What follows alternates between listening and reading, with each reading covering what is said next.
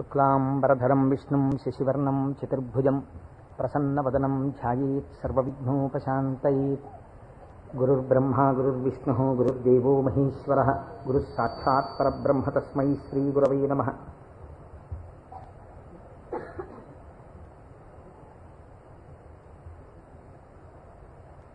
వ్యాసాయ విష్ణురూపాయ వ్యాసరూపాయ విష్ణవే నమో వై బ్రహ్మనిధయే వాసిష్ఠాయ నమో నమః.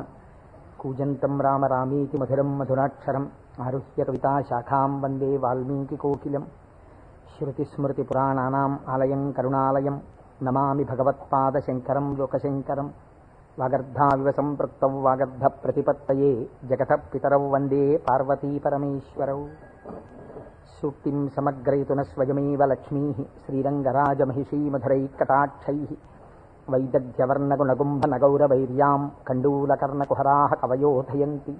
హైమోర్ధ్వపుండ్రమజహన్మకుటం సునాసం మందస్మితం మకరకుండలచారుగండం బింబాధరం బహుళదీర్ఘకృపాకటాక్షం. శ్రీవేంకటేశముఖమాత్మని సన్నిధత్తాం మనోజవం మరుతతుల్యవేగం జితేంద్రియం బుద్ధిమతాం వరిష్టం. వాతాత్మజం వనరయూధముఖ్యం శ్రీరామదూతం శిరసా నమామి. ఆపదామపహర్తారం దాతారం సర్వసంపదాం లోకాభిరామం శ్రీరామం భూయో భూయో నమామ్యహం. సింధూరారుణ విగ్రహాం త్రినయనాం మాణిక్యమౌళిస్ఫురత్తారానాయకశేఖరాం స్మితముఖీం ఆపీనవక్షోరుహాం. పాణిభ్యాం అళిపూర్ణరత్నచషకం రక్తోత్పలం బిభ్రతీం సౌమ్యాం రత్నఘటస్థరక్తచరణాం ధ్యాయేత్ పరేదంబికాం. హరి ఓం. పరమేశ్వర స్వరూపమైన సభకి నమస్కారం. ఇది ఉత్తరాయణ పుణ్యకాలం. దక్షిణాయనం పూర్తయి మనం ఉత్తరాయణంలోకి ప్రవేశించాం. ఈ ఉత్తరాయణ పుణ్యకాలంలో శివనామం ఒక్కసారి పలికిన వారు ఎవరైనా ఉన్నారా అని గమనిస్తారట. అంత మహోత్కృష్టమైన కాలం. విశేషించి అదృష్టం ఏమిటంటే మనం ప్రతిరోజు ప్రదోష వేళలో ఈ ఉపన్యాసాన్ని ప్రారంభం చేస్తాం. ప్రదోష వేళ పార్వతీ పరమేశ్వరుల యొక్క అర్ధనారీశ్వర స్వరూపంగా శాస్త్రం భావన చేస్తుంది. అంత పరమ పవిత్రమైనటువంటి అసుర సంధ్య వేళలో సాక్షాత్తుగా శంకరుడు వృషభవాహనారూఢుడై ఈ భూమండలం మీద తిరుగుతూ శ్రీశైల పర్వతం మీద ఒక్కసారి దిగుతారట. అందుకే సంధ్యారంభ విజృంభితం శృతిశిరస్థానాంతరాధిష్ఠితం సప్రేమ భ్రమరాభిరామమసకృత్సద్వాసనాశోభితం భోగీంద్రాభరణం సమస్త సుమన పూజ్యం గుణావిష్కృతం సేవే శ్రీగిరి మల్లికార్జున మహాలింగం శివాలింగితం అంటారు. ఒక మద్ది చెట్టు నల్లుకున్నటువంటి మల్లెతీగని చూసినటువంటి శంకర భగవత్పాదులు పార్వతీదేవి చేత ఆలింగనము చేయబడిన పరమేశ్వర స్వరూపాన్ని శ్రీశైల పర్వత శిఖరముల మీద దర్శనం చేసినటువంటి మహోత్కృష్టమైన శ్లోకం అది. అటువంటి శివస్వరూపాన్ని మనం ప్రదోష వేళలో ప్రవచనంగా చేసుకునే ముందు శివపురాణం సామాన్యమైంది కాదు, చాలా పెద్ద గ్రంథం అది. అంత పెద్ద గ్రంథంలో మనకి ఉపయుక్తమైనవి ఉన్నాయి, చాలా జటిలమైనవి ఉన్నాయి. నిత్య జీవితంలో వాటిని అనుష్ఠానంలోకి తెచ్చుకోవడానికి అన్ని ఆశ్రమాలకి అలివి కానివి ఉన్నాయి. కనుక నేను అనుకున్నాను, శివాష్టోత్తర శతనామ స్తోత్రాన్ని ఉత్తరాయణ పుణ్యకాలం కనుక నేనేదో ప్రవచనం చేయడం కేవలం వినడం కాకుండా ప్రతిరోజు ఈ కార్డు పట్టుకుని వస్తే ప్రదోష వేళలో మనం ఇటువంటి దేవాలయంలో కూర్చుని చెప్పుకున్నటువంటి నామం 1,000,000 రెట్లు ఫలితం ఇస్తుంది. ఒక 30 రోజులో 40 రోజులో ఈ ప్రవచనాలు కొనసాగినప్పుడు మీరు ప్రతిరోజు ఈ నామాలు పలికారనుకోండి, 108 ఇంటూ 1,000,000 అంత నామం చేసినటువంటి ఫలితం మన ఖాతాలో ఈశ్వరుడు వేస్తాడు. దాని మీద వినడం శృణ్వం తపః, అది తపస్సు చేసినటువంటి ఫలితం అవుతుంది. ఉత్తరాయణ పుణ్యకాలంలో ఇంతకన్నా మనం చేసుకోగలిగినటువంటి మహద్భాగ్యం ఏముంటుంది? దీని మీద సుబ్రహ్మణ్యేశ్వర స్వామి వారికి ఇతపూర్వం నాకు తెలిసి కాకినాడ పట్టణంలో ఎన్నడూ జరగనంత అత్యద్భుతమైనటువంటి కార్యక్రమాన్ని మనం ఫిబ్రవరి 10, 11 తేదీలలో సుబ్రహ్మణ్యేశ్వర స్వామి వారి ఆవిర్భావము, తారకాసుర సంహారము, వల్లీ కళ్యాణము ఇవన్నీ శివపురాణాంతర్గతంగా వస్తాయి. ఇవన్నీ విన్న తరువాత 200 జంటలు పాలకావిళ్ళు ఎత్తి పట్టుకుని, కావిడి పట్టుకున్న వాళ్ళకి ఇంకా ఆచంద్రతారార్కం వంశాభివృద్ధి కోరికలు తీరుస్తానని పరమాత్మ ప్రకటించారు. ద్రవిడ దేశంలో అయితే కావిడి పట్టుకుని వెడుతుంటే సంతానము లేనటువంటి స్త్రీలు పడుకుని వారు దాటేటట్టుగా పడుకుంటారు. వారు దాటితే సుబ్రహ్మణ్యుడే దాటినట్టు. సంతానము కలగకుండా ఉన్నటువంటి ప్రతిబంధకము దానివల్ల తొలగిపోతుంది అని. అటువంటి ఉత్సవం నాకు తెలిసి జరగలేదు. పెద్దలు ఇతపూర్వం ఎవరైనా చేసి ఉండవచ్చు. అటువంటి ఉత్సవాన్ని మనం ఫిబ్రవరి 11వ తారీఖున చేసుకోబోతున్నాం ఇక్కడ. ఆ రోజున సుబ్రహ్మణ్య సంబంధంగా ఒక గొప్ప హోమం జరుగుతుంది. సుబ్రహ్మణ్యుడికి పాల కావిళ్ళు పట్టుకొచ్చిన కావిళ్లల్లో పాలతోటే అభిషేకం జరుగుతుంది. అదే రోజున స్వామివారికి సాయంకాలం వల్లీ కళ్యాణం జరుగుతుంది. బహుశా వల్లీ కళ్యాణం జరగడం అన్నది మనం చాలా తక్కువగా చూసాం. వల్లీ కళ్యాణం ఆ రోజు సాయంకాలం ఇక్కడ జరుగుతుంది. ఇది కాకుండా ఇంకా కొన్ని విశేష కార్యక్రమాలు ఇందులో మన జీవితాలు ధన్యమయ్యేటట్టుగా అనుసంధానం చేస్తాం. ఆయా ఘట్టాలు వచ్చినప్పుడు వాటిని మీకు ముందుగానే విజ్ఞాపన చేస్తాను. కనుక శివపురాణాన్ని మనం శివాష్టోత్తర శతనామ స్తోత్రంతో అనుసంధానం చేసుకుంటే ఈ ప్రవచనాలు అయిపోయిన తరువాత కూడా మీరు ఎప్పుడైనా ఇంటి దగ్గర కూర్చుని నామాలు చదువుకుంటుంటే మనస్సు తొందరగా రమిస్తుంది. ఎందుచేత అంటే శివో మహేశ్వర శంభు పినాకి శశిశేఖర అని చదవడం వేరు.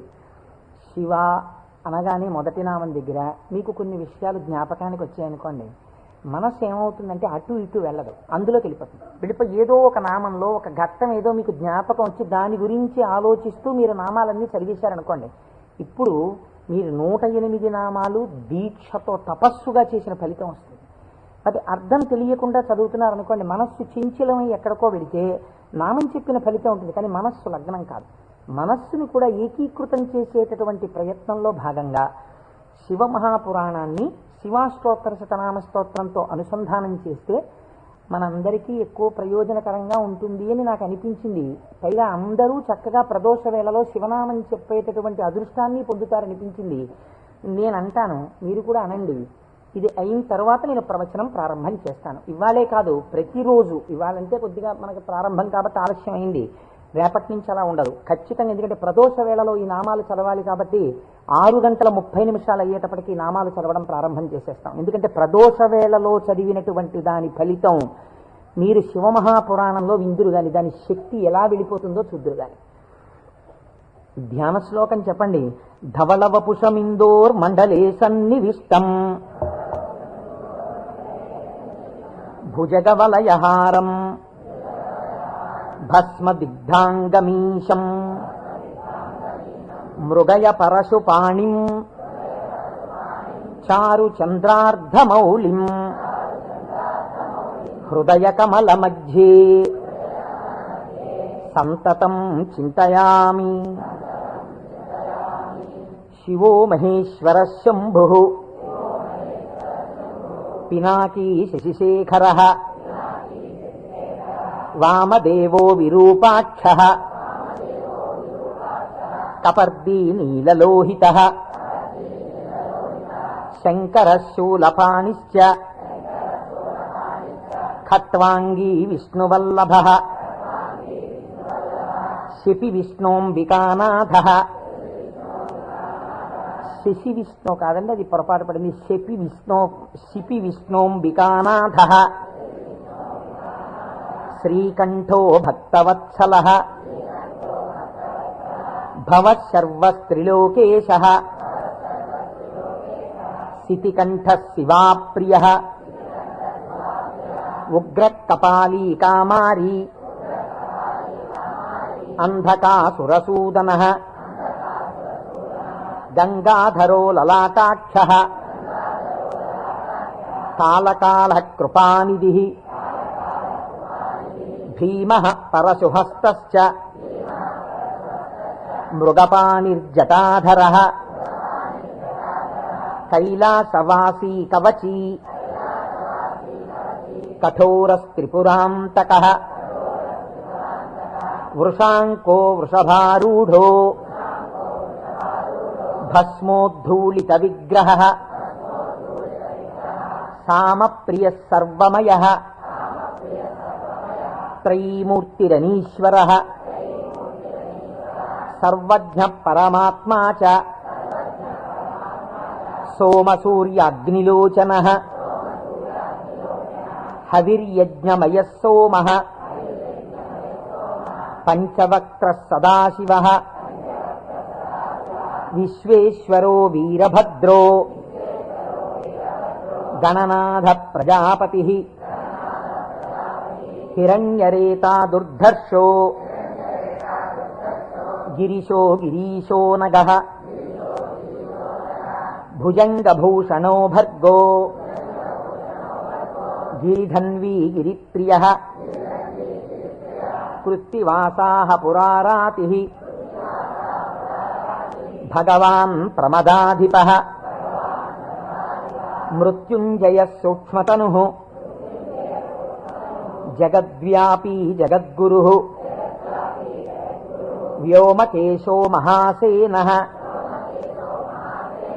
జనకశ్చారు విక్రమ మహాసేన జనకశ్చారు విక్రమః రుద్రో భూతపతిస్థాణుః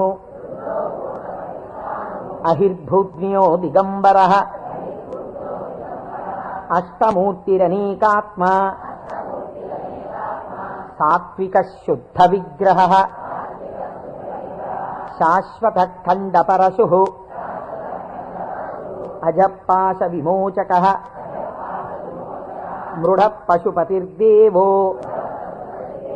మహాదేవో వ్యయో హరిః పూషదంతభిదవ్యగ్రో దక్షాధ్వర హరోహరః భగనేత్రభిదవ్యక్తః సహస్రాక్షః సహస్రపాత్ అపవర్గప్రదోనంతః తారక పరమేశ్వరః ఏవం శ్రీశంభుదేవస్య నామ్నామస్తోత్తరం శతం. శ్రీ శివాష్టోత్తరశతనామస్తోత్రం సమాప్తం.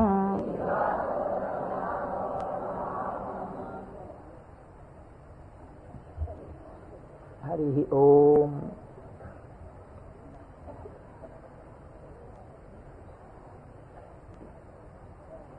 శివ అన్న శబ్దమే చాలా గొప్పది.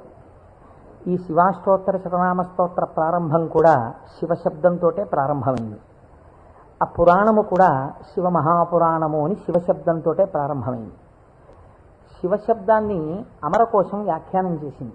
అమరకోశం అంటే మనకి సాధికారికమైనటువంటి గ్రంథము. చిత్రం ఏమిటంటే దాన్ని రచించినటువంటి వారు జైనుడు. అమరసింహుడు అనబడేటటువంటి ఒక జైనుడు ఆయన అమరకోశాన్ని రచించి దానితో పాటుగా అనేక గ్రంథాలని రచించారు. కానీ వారు శంకర భగవత్పాదాచార్య స్వామి వారితో వాదనకి దిగినప్పుడు శంకరుల చేతిలో ఓడిపోయారు. ఓడిపోయినప్పుడు ఆయనకి బాధ కలిగింది. నేను శంకరాచార్యుల వారి చేతిలో ఓడిపోయాను కనుక నేను రచించినటువంటి గ్రంథములన్నీ కూడా పనికిమాలినవైపోయాయని ఆయన ఆ గ్రంథములన్నింటినీ తగలబెట్టేశారు. తగలబెట్టేసినప్పుడు శంకర భగవత్పాదాచార్య స్వామి వారికి తెలిసి, వారు బహు కారుణికులు, కారుణ్యమూర్తి శంకరులంటే, వారు గబగబా వచ్చి, ఎంత పని చేశావయ్యా, గ్రంథాలను ఎందుకు తగలబెట్టేశావు అని ఉన్న ఒకే ఒక గ్రంథం, మిగిలిపోయినటువంటి గ్రంథం అమరకోశం.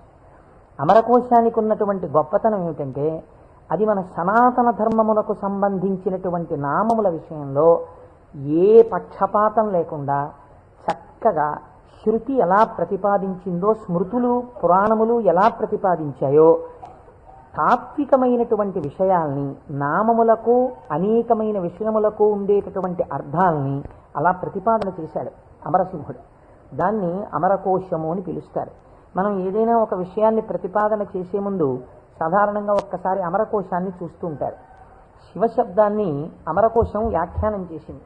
శివ అన్న మాటని ఏ విధంగా మనం అర్థం చేసుకోవలసి ఉంటుంది అంటే, అమరకోశంలో దాని గురించి అనేక రకాలైనటువంటి అర్థాలు చెప్పారు. అసలు ఈ అర్థం ఏమిటో మీకు తెలిస్తే తప్ప, లేదా నాకు తెలిస్తే తప్ప, మనం దాని గురించి కొద్దిగా అర్థం చేసుకునే ప్రయత్నం చేస్తే తప్ప అసలు శివ అనేటటువంటి నామానికి ఉన్న అర్థం తెలియదు. ఎందుకంటే శివ శివ అని రెండు శబ్దములు మనకి లోకంలో నానుడిలో ఉన్నాయి.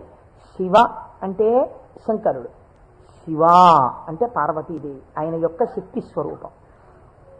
శివ అంటే అమరకోశం అంటుంది, శామ్యతి పరమానంద రూపత్వ నిర్వికారో భవతీతి శివ. నిర్వికారుడై, నిర్వికారుడు అంటే మనకి వికారములు ఉంటాయి. నేను తరచూ మీకు ప్రస్తావన చేస్తుంటాను.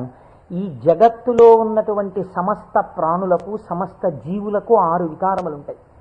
ఇవి షడ్వికారములు అంటారు. కాలములో ఏదైనా వచ్చిందనుకోండి, దానికి పుట్టినటువంటి తేదీ అని ఒకటి ఉంటుంది. పుట్టిన తేదీ అన్నది పడినది అంటే మీరు ఒకటి గుర్తుపెట్టుకోవాలి, అది షడ్వికారములకు లోనైపోతుంది. ఈ భావన మీ మనస్సులో బాగా రూఢమైందనుకోండి, బాగా పూనుకుందనుకోండి, అసలు సగానికి సగం లోకం పట్ల ఉండేటటువంటి తాదాత్మ్యత తగ్గిపోతుంది. ఇది కేవలం వినడానికి విన్నారనుకోండి, దీని వలన వచ్చేటటువంటి ప్రయోజనం తక్కువగా ఉంటుంది. ఇది బాగా లోపల జీర్ణమైందనుకోండి, మీకు అనేక విషయాలు అర్థం అవుతాయి. మీరు ఒక్కసారి గమనించండి, షడ్వికారములలో ఇక పూర్వం మీరు ఆ వస్తువుని చూడలేదు, కానీ ఆ వస్తువు, ఆ ప్రాణి, ఆ జీవుడు ఒకానొక కాలమునందు ఈ లోకములో పుట్టింది. కాబట్టి ఇప్పుడు దానికి జన్మము అన్న తేదీ ఒకటి వచ్చింది కాలంలో. సరే, కాలం అన్నది యథార్థమా అంటే బీజస్యాంతరివంకురో జగదిదం ప్రాంగ్ నిర్వికల్పం పునః మాయా కల్పిత దేశకాల కలనా వైచిత్ర చిత్రీకృతం అన్నారు శంకరాచార్యులు వారు. ఆ తత్వ పరిశీలనాన్ని పక్కన పెడితే ఒక జన్మ తేదీ ఉంది. ఈ జన్మ తేదీలో ఒక ప్రాణి కనపడగానే శాస్త్రం అంది 6 విషయాలు గుర్తుపెట్టుకో. ఇక పూర్వము లేనిది పుట్టినది. పుట్టినది మీరేమనాలి? ఎవరో పిల్లాడు పుట్టాడు, వాడు ఏడుస్తున్నాడు, పిల్లాడు ఉన్నాడండి. పుట్టిన పిల్లాడు ఏడవలేదు. అయ్యో ఏమిటి పిల్లాడు ఏడవట్లేదు అని కదిపి చూశారు. కదిపి చూస్తే డాక్టర్ గారు వచ్చారు, స్టెట్ పెట్టారు, ఊపిరి తీయట్లేదు, నల్లగా అయిపోయి ఉన్నాడు. అయ్యో అమ్మ, నీకు మృత శిశువు జన్మించాడు అన్నాడు. కాబట్టి పుట్టినది. అసలు రెండో వికారం ఉంటుంది, ఉన్నది భవతి అనగా ఈ లోకములోకి వచ్చినప్పుడు అది ఉన్నది. అసలు ఉన్నది అని మీరు అనాలంటే అక్కడే శివ శబ్దం ప్రారంభం, మంగళత్వం. ఉన్నది. ఉన్నది అలాగే ఉండాలా? అలా ఉండదు, పెరగాలి. పెరిగినది. పెరిగినది పెరుగుతూ వెళ్ళిపోతుందా? నేనున్నాను, ఎవరి మీదో ఎందుకు పెట్టి చెప్పాలి? కోటేశ్వరరావు అనబడేటటువంటి ఈ శరీరం ఒక డేటు, ఈ డేట్ చెప్తే ఏమవుతుందంటే అదో పుట్టినరోజు అనుకుని చాలా మంది పాపం ఇచ్చేసి చాలా అలవాటు చేస్తున్నారు. అందరూ భయం వేస్తుంది నాకు ఆ డేట్ చెప్పడానికి.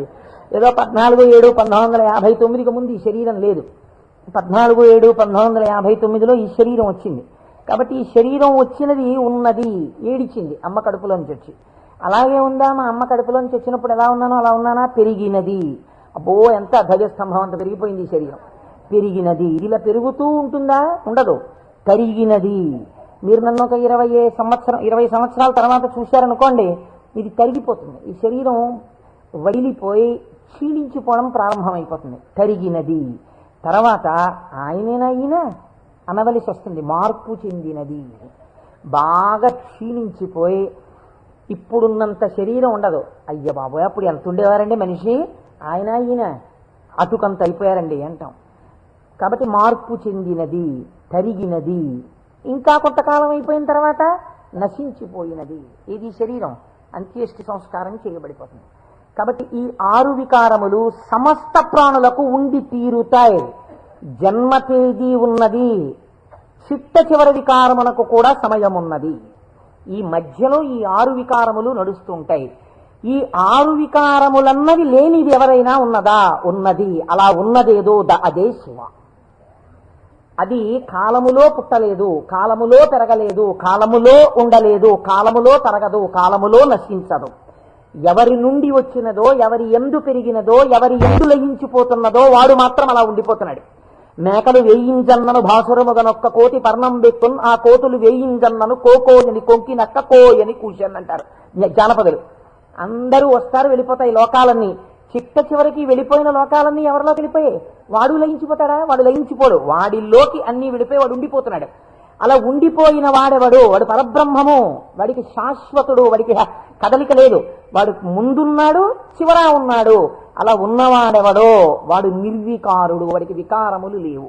వాడికి వికారం లేదు కాబట్టి వాడు ఎలా ఉంటాడు? వాడి జుట్టు తెల్లబడదు కదండి, వాడికి ముసలితనం లేదు, కాలము లొంగదీయలేడు. కాబట్టి ఇప్పుడు వాడు నిత్య యవ్వనుడు. అందుకే శివుడి గురించి చెప్పినా, అమ్మవారి గురించి చెప్పినా మనం ఏం చెప్తామంటే నమశివాభ్యాం నవయవ్వనాభ్యాం అంటాం. ఈ శ్లోకం మా ముత్తాతగారు చెప్పారు, అప్పుడు నవయవ్వనులే వాళ్ళు. మా తాతగారు చెప్పారు, అప్పుడు నవయవ్వనులే వాళ్ళు. మా ముత్తాతగారు వెళ్ళిపోయారు, మా తాతగారు వెళ్ళిపోయారు, మా తండ్రి గారు చేశారు కొంతకాలం ఆ శ్లోకాలు, మా తండ్రి గారు వెళ్ళిపోయారు. ఇప్పుడు నేను చేస్తున్నాను. నేను చెప్పిన నమశివాభ్యాం నవయవ్వనాభ్యాం పరస్పరాశ్లిష్టవపుర్ధరాభ్యాం. అదేమిటంటే మా ముత్తాతగారు, తాతగారు, తండ్రి గారు, నేను 4 తరాలు మారిపోయా, ఇంకా నవయవ్వనాభ్యామేనా? ఆ శ్లోకం మార్చద్దా? వృద్ధాప్యం రాదా? రాదు. ఎందుకు రాదు? మీరు కాలమునకు వశులై కాలమునందు మార్పు మీకు వస్తుంది. కాలస్వరూపములో మీ యందు మార్పులు తెచ్చేవాడెవడున్నాడో వాడు మార్పునకు అతీతుడుగా సాక్షిగా ఉన్నాడు. కదిలే వస్తువుకి కదలని వస్తువు ఆధారమై ఉంటుంది. మీరు బాగా జ్ఞాపకం పెట్టుకోండి. కదిలే వస్తువుకి గడియారానికి ఉన్నటువంటి పెంజూలం ఊగాలనుకోండి, పెంజూలంని పట్టుకున్నటువంటి స్ప్రింగ్ ఊగకూడదు. స్ప్రింగ్ కూడా ఊగడం మొదలెట్టింది అనుకోండి, ఇంకేంటి అలా ఊగదు. స్ప్రింగ్ నిలకడగా ఉంటుంది, పెంజూలం ఊగుతూ ఉంటుంది. ఒక కదిలే వస్తువుకి ఒక కదలని వస్తువు ఎప్పుడూ కూడా ఆధారమై ఉంటుంది. వికారములు కలిగిన జగత్తుకు ఏది వికారములకు అతీతమై ఉన్నదో అది ఆధారమై ఉన్నది. దాని యందే ఈ సమస్త జగత్తు పుట్టి పెరిగి లయించుచున్నది. అటువంటిదేదో అది వికారాతీత స్థితి కలిగినటువంటి పరబ్రహ్మము. దానిని నువ్వు ఒక నామవాచకంతో పిలవాలనుకుంటే శివ అని పిలవవచ్చు. కాబట్టి ఇప్పుడు శివశబ్దం ఎవరిని చెప్తోంది? పరబ్రహ్మాన్ని చెప్తోంది. ఇప్పుడు ఆయన ఎలా ఉంటారు? నిర్వికారమై నిరంజనమై. ఇదే కదండి శివకవచం మాట్లాడుతుంది పూర్వభాగంలో. ఆయన యొక్క స్థితిని ఆయన ఎలా నిర్వికారుడై ఉంటాడో చెప్తుంది. ఇటువంటి పరమాత్మ స్వరూపం మీ కన్నులకు కనపడుతుందా? వికారము పొందుతున్న జగత్తు మీకు కనపడుతుంది, కానీ వికారములు పొందుతున్నటువంటి జగత్తుకి తను ఆధారముగా ఉన్నవాడు మీకు కనపడతాడా? కనపడడు. ఈయనకి ఒక రూపం తీసుకొచ్చి చూస్తే ఎలా ఉంటాడు అంటే, అమరకోశంలో ఎంత అందంగా మాట్లాడాడో చూడండి. అమరసింహుడు పరమానంద రూపత్వ, ఆయన పరమానందమును పొందుతూ ఉంటాడు. ఎందుకని? మన అందరికీ సుఖ దుఃఖాలని ద్వంద్వాలుంటాయి, ఎప్పుడూ ఆనందంతో ఉండం. ఆయనకి వికారాలు ఏమీ లేవు, అందుకని ఆయన ఎప్పుడూ పరమానందంతో ఉంటాడు. ఎక్కడుంది పరమానందం? బయట ఉన్న వస్తువుల వల్ల ఆనందం కాదు, లోపలే ఉంది ఆనందం. ఆ ఆనందంతో తన్మయాన్ని పొందుతూ ఉంటాడు. అది నోటితో చెప్పడం కుదరదు. ఇప్పుడు ఎలా చెప్పాలి అంటే, పద్మాసనం వేసుకుని చేతులు రెండు ఇలా పెట్టుకుని కన్నులు ఇలా అరమోట్పు కన్నులతో ఉండి తనలో తాను రమిస్తూ కనపడుతుంటాడు. శంకరుడి యొక్క ఫోటో మీరు చూశారనుకోండి, చూస్తే ఆయన అరమోట్పు కన్నులతో కూర్చుని సంతోషంతో ఆనందంతో ఉన్నట్టుంటాడు. ఇందులో ఇంకా లోకరక్షణ హేతువుగా అభయముద్ర పట్టినట్టుగా ఉంది. ఆయన అరమోట్పు కన్నులతో ఆనందంతో రమించిపోతున్నట్టుగా ఉంటుంది శివస్వరూపం. అంటే ఘనీభవించినటువంటి ఆనంద స్వరూపమే పరమాత్మ యొక్క స్వరూపం. పరమాత్మ నిత్యానందము ఏది ఉన్నదో దాన్ని రాశీభూతం చేస్తే అదే శివ. కాబట్టి ఇప్పుడు పరమాత్మ యొక్క స్వరూపమేమి? ఆనంద ఘనమే పరమాత్మ. కాబట్టి ఇప్పుడు ఆయన అన్ని వికారములకు అతీతుడై తనలో తాను రమించిపోతూ ఆనందపడిపోతూ ఉండేవాడెవరో అంటే, కదలిక ఉండదు ఇంకా మనస్సులో, అన్ని అరికట్టి లోపల ఉన్నటువంటి ఆనందంతో తాను కలిసిపోయి తానే చిదానంద రూపుడై ఉంటాడు. దీనికి మీకు పోలిక చెప్పాలంటే ఒక్కటి కుదురుతుంది. మనం కదులుతున్నటువంటి తరంగములు కలిగిన సరోవరాలం. మీరు చూడండి, అందుకే నిద్ర లేవగానే ఏది ప్రారంభమవుతుంది పనిచేయి మీకు ప్రారంభంలో? నిద్ర లేచారు అనగానే, నిద్ర లేవడం అంటే ఏమిటో తెలుసా అండి? శరీరం లేవడం కాదు. ముందు ఏది లేస్తుందో తెలుసా? పరమాత్మతో రమిస్తున్నటువంటి మనస్సు విడివడుతుంది. విడివడి అది సంకల్ప వికల్ప సంఘాతం. అది వెంటనే ఒక ఆలోచన మొదలెడుతుంది. మొదట ఆలోచన ఏమిటి? తెల్లవారిపోయింది.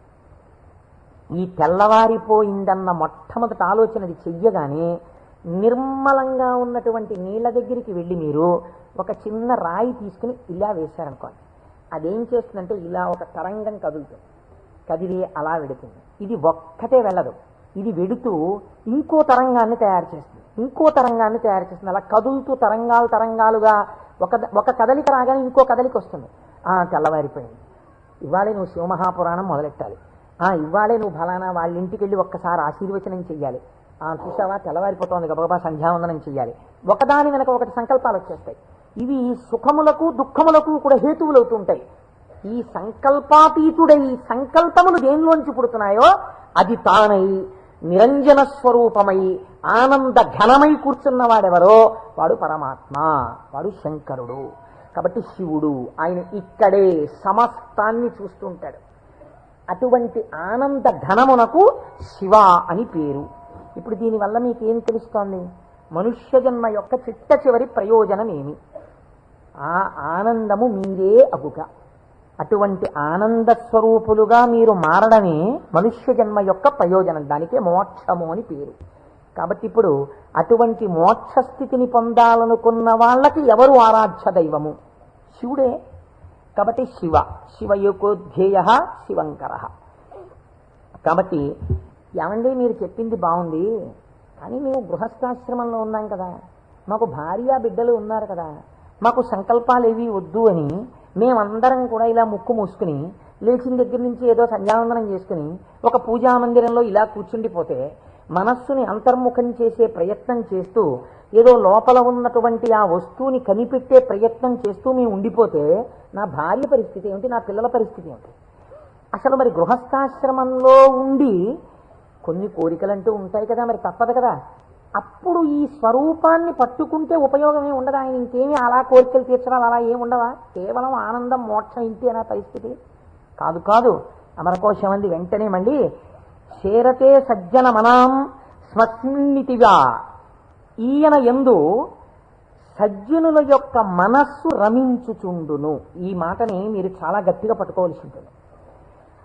మీకు చూడండి, నేను ఇంతకన్నా మీకు ఉదాహరణ చెప్పడానికి సాధ్యం కాదు. ఇంకా వంటింట్లో ఒక పంపు ఉంటుంది, బాత్రూంలో ఓ పంపు ఉంటుంది, వరండాలో ఒక పంపు ఉంటుంది వాష్ బేసిన్ దగ్గర.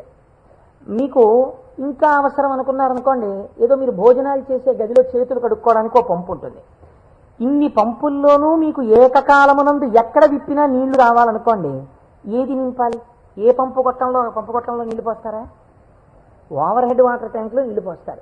ఓవర్ హెడ్ వాటర్ ట్యాంక్లో నీళ్లు పోస్తే అన్ని పంపుల్లోనూ నీళ్లు వచ్చినట్టు శివస్వరూపాన్ని పట్టుకుంటే అది ఏ రూపంగా, ఏ రకంగా, ఏ విభూతితో, ఏ లక్షణంతో, ఏ గుణంగా మీ మనస్సు ఇష్టపడిన ఏ విధానంగా ఒక్కదాన్ని మీరు పట్టుకుని రమించిపోవడం ప్రారంభించినా అది మీకు కావలసిన సమస్తాన్ని ఇస్తుంది.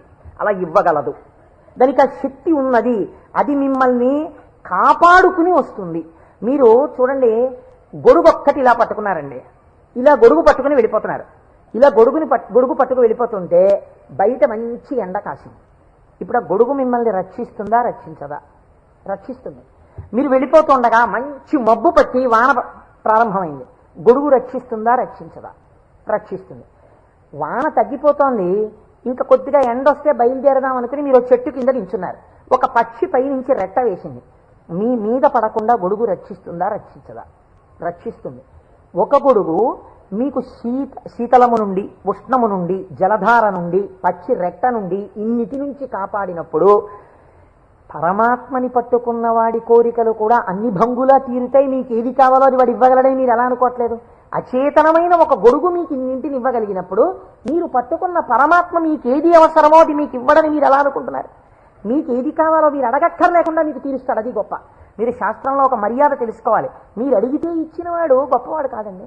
మీరు వెళ్ళి అడిగారనుకోండి, వెంటనే మీరు జీవితంలో చాలా దిగజారిపోయినట్లయిపోతుంది. ఒకరి దగ్గరికి వెళ్ళి, అయ్యా నాకు ఇది లేదండి, నన్ను మీరు కొంచెం అనుగ్రహించి నాకు ఇది కలిగేటట్టుగా మీరు చెయ్యండి అని అడిగారనుకోండి, వాచికంగా నోరు విప్పి ఒకరి దగ్గరికి వెళ్ళి నాకు ఇది ఇప్పించండి అని అడిగినప్పుడు ఆత్మహత్యా సదృశమే. వాడు చచ్చిపోయినంత బిడియపడిపోతాడు. ఎవరు శీలమున్నవాడు బెంగ పెట్టుకుంటాడు. నోరు విప్పి అడగడమా, వెళ్ళి నాకు ఇది ఇవ్వండి అని ఎలా అడగను అంటాడు. అడగలేడు. అందుకే మనకి పూర్వకాలంలో మీకు తెలుసో తెలీదో, మీసంలో ఒక వెంట్రుక తాకట్టు పెట్టి అప్పు తెచ్చుకునేవారు. మీసంలో వెంట్రుక తాకట్టు పెడితే అప్పు ఇవ్వడం ఏంటండి? అంటే వాళ్ళ రోషానికి చిహ్నం అది. ఎన్నడూ నేను ఒకరిని చెయ్యి అడగలేదురా, చెయ్యి జాపి అడగలేదు. అటువంటి వాణ్ణి నిన్ను అడుగుతున్నాను. నేను ఇంత సిగ్గుపడిపోయానడానికి ఉదాహరణ ఏమిటో తెలుసా? ఈ వెంట్రుక ఒకటి నీ దగ్గర పెట్టుకో, మళ్ళీ తీర్చిన నాడు ఈ వెంట్రుక తీసుకెళ్తాననేవాడు. వాడి రోషానికి, వాడి శీలానికి ఆ వెంట్రుకని ప్రాతిపదికగా తీసుకుని అప్పిచ్చేవారు పూర్వం. అందుకే నా మీసంలో వెంట్రుక తాకట్టెట్టాననేవారు పూర్వం. కాబట్టి ఒకరి దగ్గరికి వెళ్ళి అడగడం అంటే అంత చిన్నతనం. పరమాత్మ అయినా మిమ్మల్ని అలా చిన్నబుచ్చి ఇస్తాడని మీరు ఎలా అనుకుంటున్నారు? గొడుగు పక్షి రెట్ట నుంచి నన్ను కాపాడు, వాన పడితే కాపాడు, ఎండగా ఉంటే కాపాడు, పైనుంచి ధూళి పడకుండా కాపాడు, ఓ గడుగా నన్ను రక్షించు అని మీరంత స్తోత్రం చేసి వేసుకుంటున్నారేంటి? ఇలా విప్పిలా పట్టుకుంటే అంతే రక్షించేయడం దాని ప్రయోజనం. అలా మీరు శివస్వరూపాన్ని పట్టుకుంటే, ఎలా పట్టుకున్నా సరే, అంటే ఎలా పట్టుకోవాలంటే అభిషేకాలు చేయాలా, పూజలు చేయాలా, లేకపోతే దాని స్వరూపం బాగా తెలుసుకోవాలా, అర్థం అవ్వాలా? కాదు. మీ మనస్సు ఏదో ఒక విషయంలో రమించింది అంతే, అది చాలు. మిమ్మల్ని మీకు రక్షణ కల్పించడానికి అది హేతు అవుతుంది. మీకు నేను ఒక ఉదాహరణ చెప్తాను. మీరు దాని వలన దీని వ్యాఖ్యానాన్ని బాగా పట్టుకోగలుగుతారు. నాయనార్లని మళ్ళీ నేను ఏదో లౌకికమైన ఉదాహరణ ఎందుకు తేవాలి, మనకి 63 నాయనార్లు ఉన్నారు. అంటే శివుని యొక్క అనుగ్రహము చేత తరించిపోయిన మహాపురుషులు. ఆ 63 నాయనార్లో గుగ్గుల కలయ నాయనార్ అని ఒక ఆయన